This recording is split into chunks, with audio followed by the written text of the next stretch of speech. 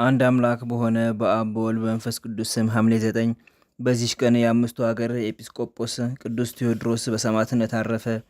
ዲዮቅልጥያኖስም በካደ ጣዖትን ባመለከ ጊዜ ምዕመናንን ያሰቃያቸው ዘንድ መኳንንቱን ወደ ሀገሮች ሁሉ ላከ። ለጣዖትም እንዲሰግዱ ያስገድዷቸው ነበር። ስሙ ፊላጣዎስ የሚባል አንድ መኮንንም ወደ አፍራቂያ ሀገር መጣ። በዚያም ቅዱስ ለክርስቲያን ወገን መምህር እንደሆነ ነገር ሰሩበት። መኮንኑም ወደ እርሱ አስቀርቦ ለአማልክት እንዲሰዋ አዘዘው።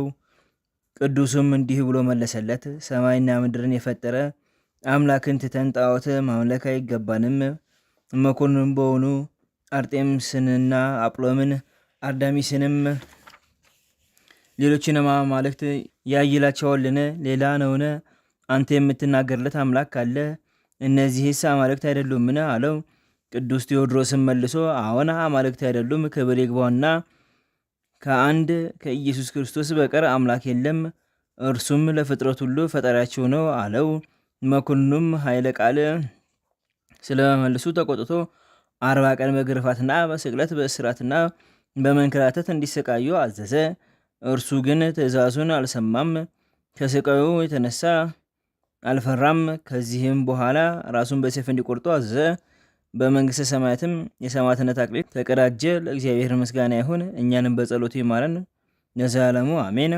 በዚህም ቀን ከቆጵሮስ ሀገር ቅዱስ ታዎድሮስ በሰማዕትነት አረፈ።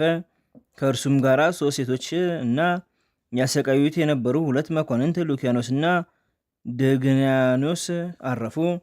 ይህም እንዲህ ነው። ይህን ቅዱስ ወደ እነዚህ መኮንኖች በከሰሱት ጊዜ እርሱ ክርስቲያንና የቆጵሮስ ኤጲስቆጶስ እንደሆነ ሰምተው ወደ እነርሱ አቀረቡት። ስለ ሃይማኖትም ጠየቁት። እርሱም ክብር ይግባውና በጌታችን በኢየሱስ ታመነ። በበትሮችም እየደበደቡትና እየገረፉት ቀጡት። እርሱም እየዳኸ ሄዶ ጣዖቱን ረገጠው፣ ከመንበሩም ላይ ገልብጦ ጣለው። እሊህም 2ቱ መኳንንትም ተቆጥተው ጽኑ ስቃይን አሰቃዩት። ስጋውንም በማቅ ጨርቅ ጨውና ከሆምጣጤ ነክረው ፋቁት። እርሱም ጣዖታቱን ይረግም ነበር። ሁለተኛም ምላሱን ቆረጡት። ያን ጊዜም በዚያ ከነበሩ ሴቶች አንዲቱ ምላሱን አንስታ ወሰደች። ከዚህም በኋላ ቅዱሱን ባሰሩት ጊዜ ከሴትዮዋ እጅ ምላሱን ተቀብሎ በሆዱ ውስጥ አኖራት። ወዲያውኑም ምላሱ ተዘርግታ ወደ አፉ ገባች። አንዲት ነጭ ርግብም መታ በቅዱሱ ላይ ዞረች። ሁለተኛም ሶሪቶፍ መታ በላዩ ተቀመጠች። እሊህ 2ቱ መኳንንትም አይተው አደነቁ።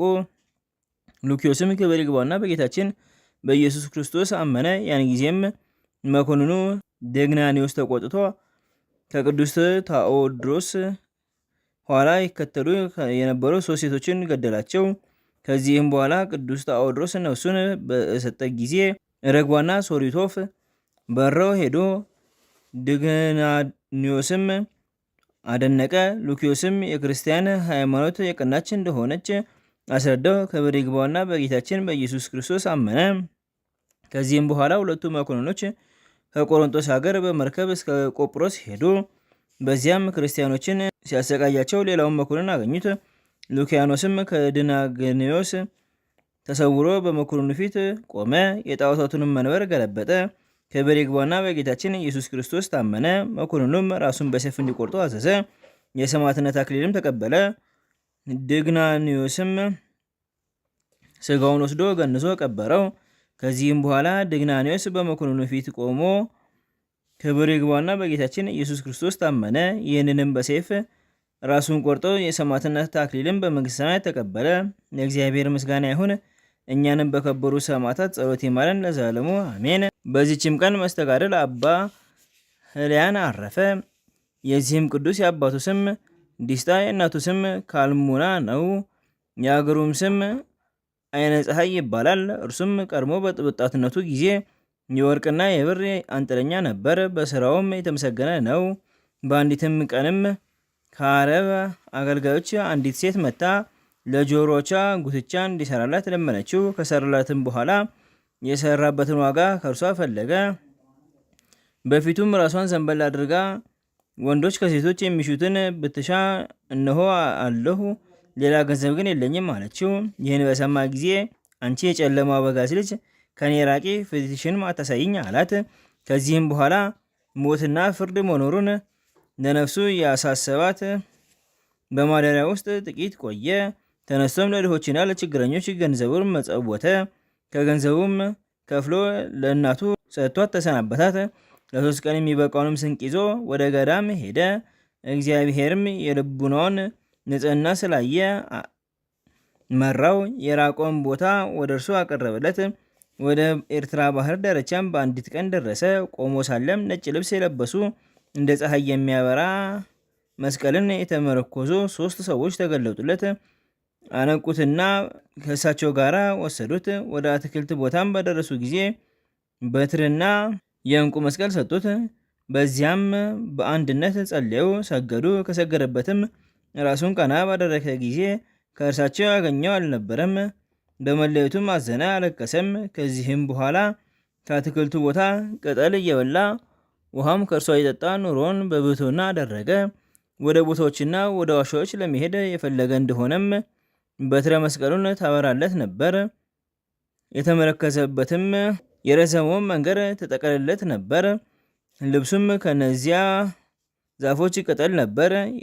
የተረገመ ሰይጣንም ተጋድሎውን ባየ ጊዜ ሰው ተመስሎ ወደ ክፉዎች ሰዎች ሄደ። እንዲህም ብሎ ነገራቸው። በገሌ በረሃ የተሰወረ ገንዘብ አለ። የሚጠብቀውን ከያዛችሁ ታገኛላችሁ። ወደዚያ ወንዝ ማዶም መርቶ አደረሳቸው። በደረሱም ጊዜ መሻገሪያ መንገድ አጡ።